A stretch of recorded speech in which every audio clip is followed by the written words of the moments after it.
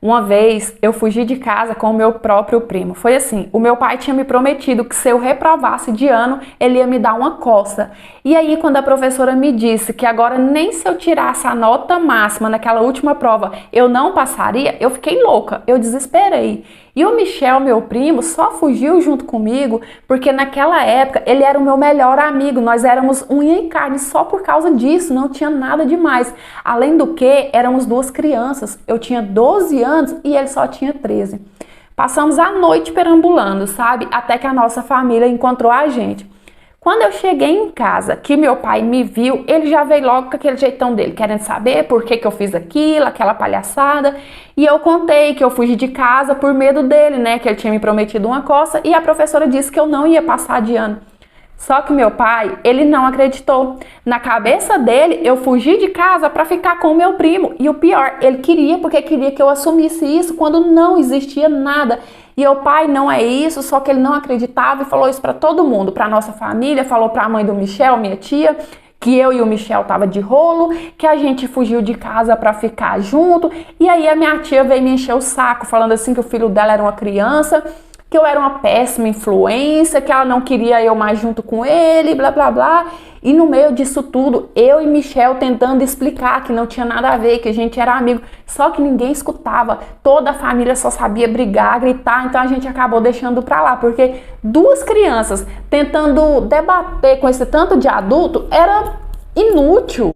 O problema é que a nossa cidade é a terra natal de todos os fofoqueiros do mundo, porque aquela fama grudou em mim. Eu fiz 13, 14, 15, 16 anos e fiquei conhecida como a menina que fugiu de casa para ficar com o primo. Olha só que baboseira. E o pior é que sempre que eu começava a namorar um menino, que o nosso relacionamento ia ficando sério, a mãe dele dava jeito de tirar a gente de tempo, de atrapalhar o nosso relacionamento. Ninguém queria seu filho envolvido com a menina da cidade que fugiu com o primo, que seduziu o primo. Eu fiquei manchada com uma besteira dessa, enquanto o Michel, meu primo, que viveu a mesma situação, seguiu a vida dele normal. Ele tinha 17 anos e já era noivo, tinha um relacionamento sério há 2 anos com essa menina. Então, eu não entendia.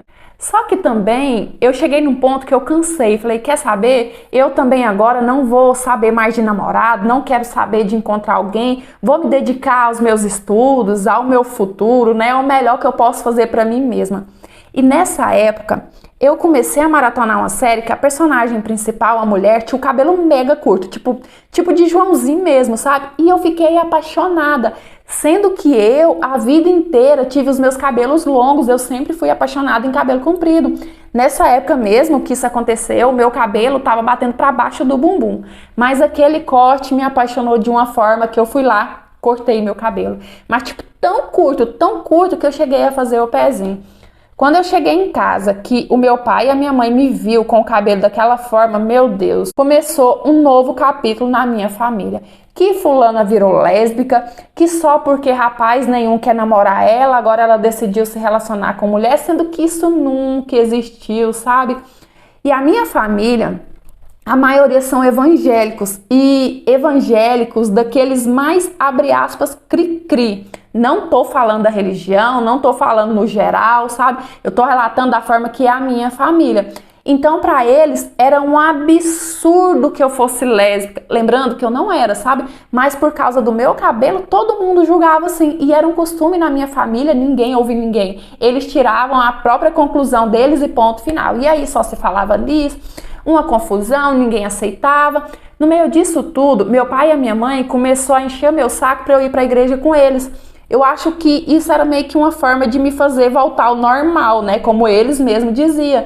Que assim eu ia me curar, que assim eu ia me converter, eu ia ver que aquilo não era certo. Gente, pelo amor de Deus, lembrando mais uma vez, não tô falando de religião, não tô falando da crença de ninguém, eu tô relatando só o que se passou na minha família, certo?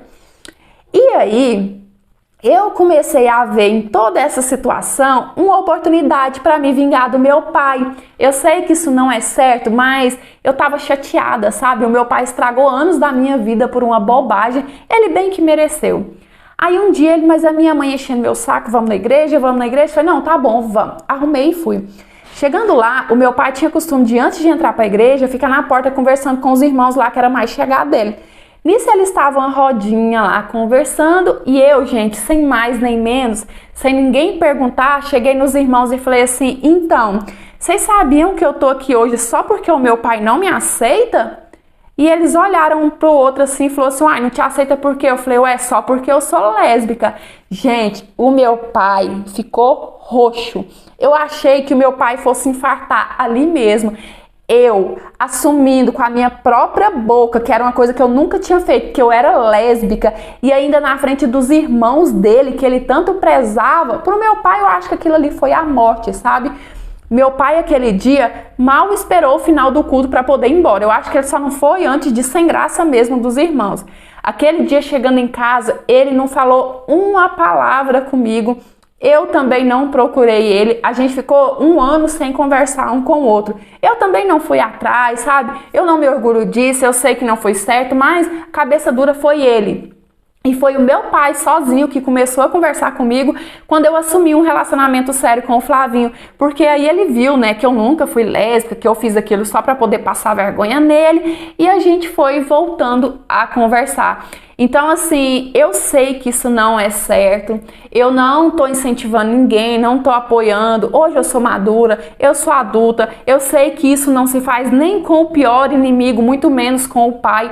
Então, eu não te aconselho a se vingar de ninguém, muito menos do seu pai. Mas uma coisa também é que eu não te aconselho é você, pai, não seja assim carrasco com o seu filho, seja amigo, acredite nele, porque se o meu pai tivesse acreditado em mim lá atrás, ou melhor, se ele não tivesse me colocado tanto medo, sabe? Não tivesse me ameaçado tanto, né, que me daria uma coça caso eu reprovasse, nada daquilo tudo teria acontecido. Oi, meus amores, tudo bem com vocês? Eu espero que sim. Que menina sapeca, hein? Olha o que ela fez. Aproveitou uma situação que a família tava tudo julgando ela, que tava todo mundo falando que ela era lésbica, né? Pra poder se vingar do pai. Muito sapeca, tipo... eu não apoio de forma alguma, eu não acho que vingança seja o caminho para nada, ainda mais de um pai, né? Passar um ano sem conversar com ele foi demais, sim. Só que eu não julgo ela, porque só ela sabe o que ela passou em todos esses anos. Olha só o que ela relatou. Isso aconteceu quando ela tinha 12 anos e ela tinha 16 anos e isso ainda prejudicava ela. Ela não conseguia, né, seguir um relacionamento sério com nenhum rapaz, porque todo mundo ali acreditava que ela não prestava, que ela seduziu o primo, que ela fugiu de casa pra ficar com ele. Então, o pai dela deveria ter reconhecido que ele prejudicou sim a filha por uma coisa que nem existia, né? Então, assim, eu acho que faltou diálogo aí, né? Faltou uma boa convivência entre os dois, faltou uma relação de amizade aí do pai para essa filha. Então, é uma coisa que eu sempre falo.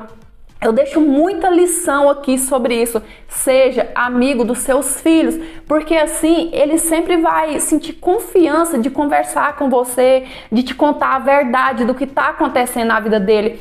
Passar medo pro filho, sabe? Chantagear um filho a ponto dele ter medo de você, isso não é respeito. Isso só vai te afastar cada vez mais dele. E é isso. Eu espero muito que vocês tenham gostado de mais interpretação de hoje.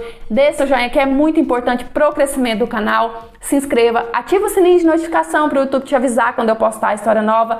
Me siga lá no Instagram. É esse que tá passando na sua telinha, lá eu fico muito mais pertinho de vocês. E se você quiser me enviar a sua história para eu estar lendo, analisando e quem sabe ela aparecer ou nesse canal ou no outro, é nesse e-mail que tá passando aqui na sua telinha. Lembrando que os nossos canais é interpretação de história de vida, não é conto adulto nem nada do tipo, e as histórias que eu interpreto podem ser reais, baseadas em fatos reais e muitas das vezes até fictícias, assim, que eu mesma escrevo.